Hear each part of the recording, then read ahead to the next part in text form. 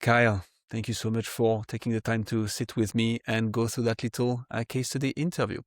Let's Yes, maybe happy start to do it. with, yeah, thank you so much. Let's maybe start with who you are, what you do, what's your business. Can you give us a bit of context? Yeah. So Kyle Johnson, CEO of Holonic, and we build the best engineering teams that money can buy for startups generally, but we can work with just about anybody out there. Every time you say this, you make me think that I need to work on my elevator pitch because this one is really good. Um, s- so tell us a bit more about what your situation was before even knowing GHA marketing and working with us. Like where were you in terms of what you were doing marketing wise? Yeah. So, I mean, marketing wise, it was pretty limited. We had one very bad experience doing just cold outbound LinkedIn. We hired an agency. It didn't work out at all. Never got an appointment in 6 months of working with them. So we kind of just reached the determination that maybe cold outbound is not a good fit for what we do. It's very relationship based, and you need to be able to build trust with people, and they need to know you and know that you're going to be able to deliver.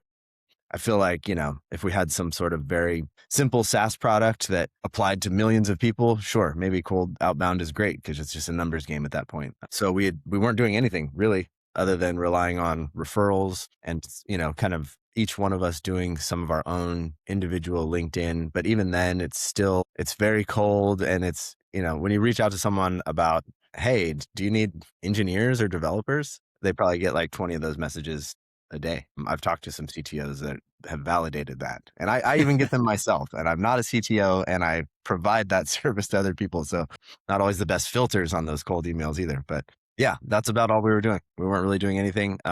I knew we needed to do something else. You guys got in touch with us, I believe, via cold email, but it worked because I kind of was familiar with the space, knew we needed to do something, was pretty sure it wasn't just cold outreach, cold email. So that's So kind of how it started. thanks for sharing this. I want to maybe double down on that, which is high ticket professional service firms. There needs to be a form of trust building and authority building at some points. And it's not to say outreach doesn't work. It's just that traditional outreach hardly works if it's not tied to something that will build that trust and build that authority with the person that we're trying to, put a foot in the door with.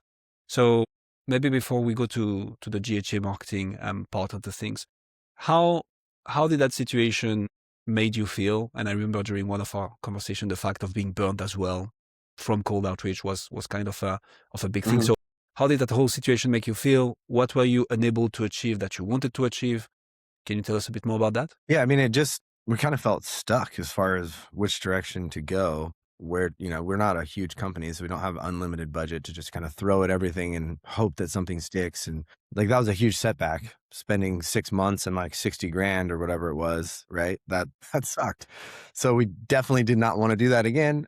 So we were way more careful, talked to a ton of people, right? About every different strategy, and whether it's, building out newsletters and emails, lists like that, right? Yeah. Or the podcast was one thing I was talking to people about. I was still talking to companies about their cold outreach strategies just to see what everyone's up to and see if there was something that resonated and something was different. But this is really the only thing that stuck with me because of the format, because it gives you something to reach out to people about that's a little bit different, that's interesting to them versus just like, hey, check out what I do, right? Buy my stuff, look at my services. And again, that's just noise. So I think giving people an outlet to talk about what they do and what they love and what they're passionate about. And then who knows, right? Yeah. Maybe it turns into you just kind of, you feel them out. Like, everyone's different, right? And you and I get along pretty well. And then, someone else I talk to, it's like, meh, we just don't jive for Yeah. whatever reason. I think that's the same with everybody. And so you can kind of just feel that through the conversations that we're having. And, we're pre-meeting and then doing the podcast and then all the follow-up. Like, you kind of get a sense for whether or not there's a reason to try to actually work with one another. So, and it just feels like it kind of happens naturally versus something that you have to force and No, just I love communicate. that. And what you're alluding to here is having a call to action that is not, hey, can I talk to you about me? But Yeah. more like, hey, can we build something together with you actually telling me about you? Yep. Which is Exactly. kind of the flip of the dynamic here. I want us to cover that process and why it helps companies like Holonic. Before we get there, can you, so You mentioned it already. We reached out via cold outreach, actually. And I remember during our initial conversation, so you were indeed doing, and kudos to you, actually, you were doing like some heavy due diligence. You were also looking at other companies and so on. What were your thoughts going through the process, right, with us, GHA? Mhm. And what were maybe the doubts and or concerns about hiring GHA? Can you tell us about that? Yeah.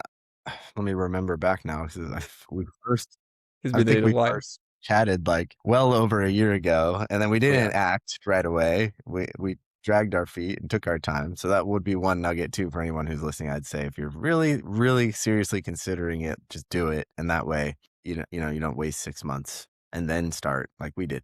Because I think had we started 6 months ago, it'd be even more successful, so but back to your question, I mean, we had our doubts, right? Just about everybody promises you everything and that their solution is going to be the end all. You're going to get, 15 new appointments a week and this and that. And Oh, yeah. it seems you didn't make those types of promises first off, which I thought was kind of a positive. And we looked at 2 or 3 other podcast services, right? I don't know exactly how you want to label it, but they just didn't offer kind of this full suite. One of them was very much just like, hey, you do everything and we'll produce it for you, right? And that was basically it. Pretty inexpensive, but it was very like bare bones, and we wanted something that was more like what you guys offer, which is you cover it from end to end. All we do is like, the actual recordings and meetings because I'm not a podcast specialist. So I didn't want to become one. So, and then we looked at one other one. They were similar to you guys, but they were just like, I don't know, 3 times more expensive. And I didn't know why. Like I couldn't figure out why. Like talking to them, talking to you guys, everything was very similar. They just charged a lot more. And it didn't seem like the services or anything were much different. So, and then we just did nothing for 6 months, sat on that information, stayed in touch, you stayed in touch, did a good job until we were kind of ready to finally just pull the trigger and go for it. And what made you do so? Like, what made you pull that trigger at the end of the day? Well, at the end of the 6 months in your case. I mean, for me, it was just I would meet with my partners and be like, we need to be doing something. Like, if you're going to be a serious company, you need to have a serious strategy, right? And like right now, sitting around and waiting, hoping, something comes in, doing little things here and there, but nothing that's repeatable and consistent, that's not going to work. So that's where I was like, let's do this thing. Amen to that. So I think if someone is watching this right now, they're already pretty familiar with what we do. Can you share on your side, Cal, and like the whole experience, right? The good and the bad. What does working with us look like? Like, what has been your experience with us so far? You made that decision. We are 7, 8, 9 months after that. How is working with us like? What can you share about that? It's been really good. It's smooth. Like you guys do a really good job setting up, like getting me in front of the right profile of person, right? Like our ICP is who we're talking to constantly. And it's not perfect. Nothing's perfect, but I would say it's Of about as course. close as you could ask for. So yeah, that's been really great. And then just the way everything's organized is nice. Like I said, I have my meetings, I have my calls, we record our episodes. Everything else is just like handed off, right? So Smooth sailing. and the process, using Notion and the way you guys have everything set up, it's clean, it's easy, it makes sense, user friendly. And then yeah, get a nice little like present to give to all of our guests at the end with the different assets that GHA produces for us. So Here we go. yeah, it's been really great. Thank you, man. Thanks for sharing this. So where are you at now? When we compare with what was the situation before, you found out about us and we started talking. Where are you at now? How does that make you feel? The contrast maybe with the agency that didn't get any bookings versus what you're Yeah. doing right now. Can I you mean, develop on so that? we've had probably roughly recorded like 40 episodes. Which is pretty good, I would say. So yeah, and initially, my biggest worry, I think, was not whether or not you guys were going to deliver, but I was like, I'm not a podcast host, like, what am I gonna? So a little bit of that imposter syndrome coming through. But now it's like we got it dialed in. I have a co-host, obviously. I think that helps a little bit, and we can bounce off of each other and kind of like split up the interview. But yeah, it's going well. I'm still not like where I want to be personally. Like I haven't transitioned anybody over, Mhm. Yeah, but I feel like that's more on me than on you guys. the So working process part of things. yeah, exactly. Work in process. So And not everyone's Yeah. a fit. It's just like, and I don't try to force it.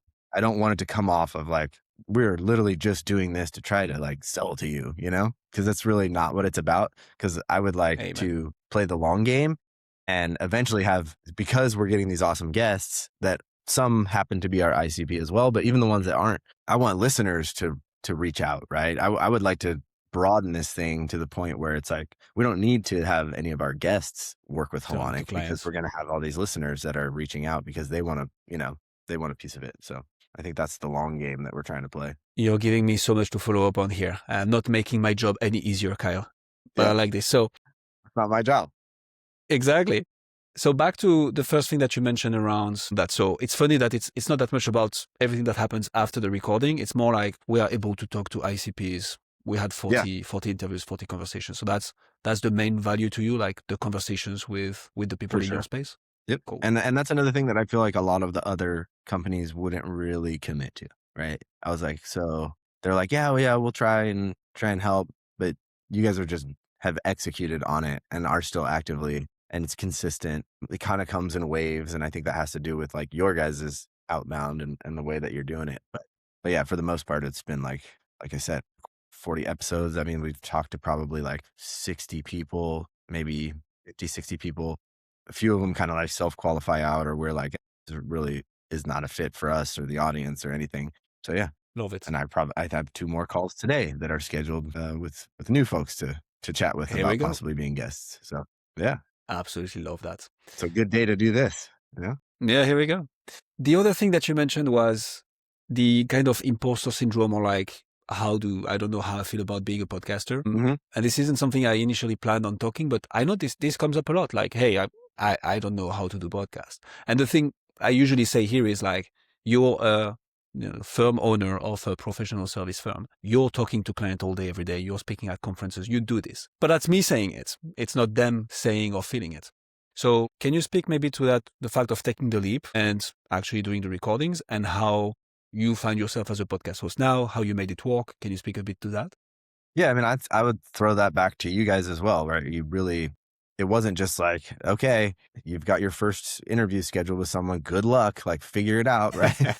You shared a list of like, here's all the equipment you should have. Here's the bare minimums. Here's how we set everything up. Here's a nice cadence for an interview. Here's, like a subset of questions that make sense to kind of frame everything. And then, tips on like have a working Google Doc that you and your co-host can communicate through if you need to so you're not stepping all over each other and talking all I over remember each that. other. And so, and our first couple episodes were not great probably because what do you expect, right? But we did those again. You recommended like do the first few with people you already know. So it's a little more comfortable. They're already your customers and they're just like, hey, will you do this to help us out to kind of get this thing up off the ground? So all that stuff I think added up to help kind of calm the nerves a little bit. And now we just kind of got it figured out. We've got a system. And so each one becomes, I would say, easier and easier as you go. And then you kind of find out that it's not about you anyways. Like I'm just here to draw out the interesting information and experiences of the guests. Like that's what people want to listen to. They don't want to it doesn't matter. Like, so the less I'm talking, really, the better. And then listen to your own episodes, right? Because I quickly Good advice. realized like, oh, wow, I need to stop saying like, yeah, every time they answer something, because I literally was driving myself crazy. I was like, I can't stand this. So now it's like you ask a question, you sit back, you let them answer, and then any questions that come off of that question. And I think too, like keep it very, like, don't make it too formal. So I think initially we're kind of like trying to come up with every question. It's like, here's the 15 questions for this interview. And now it's just like, here's like the 5 topics we're probably going to touch on. And the questions will just kind of come out of that more naturally. So, but yeah, Keeping I it think you flowing. guys set us up in a way that it wasn't just like throwing us off into the deep end. And you did the work. So it's kudos to you as well, Kyle, right? At the end of the day, Yeah. it's also implementing all the advice and like, hey, maybe tweaking it like this. To your credit as well, you came up with those questions. We actually never, so it's so funny that little anecdote for the people watching this is when we had our first podcast with Usam, we wanted to be co-host because it was at first just him and I talking. And we're like, okay, we're going to interview guests. And very rapidly, we were like, we were speaking, on top of each other and like asking the same questions in a different way. So the thing we started to do is sharing a Google Doc, because we were sitting face to face and we were sharing a Google Doc and like saying, hey, I want to ask this question next, let me go. Or like, hey, I know you like this topic, can you blah, blah, blah. And we were coordinating like this. And you asked the very same question for together with you and friends. Like, hey, we did this. But now every podcast that we start that has co-hosts, we start with that as well. It's like, hey, the best way to coordinate. So it's funny to see that this, I mean, you did the work, you did ask the right question, and we got also better thanks to you. Yeah.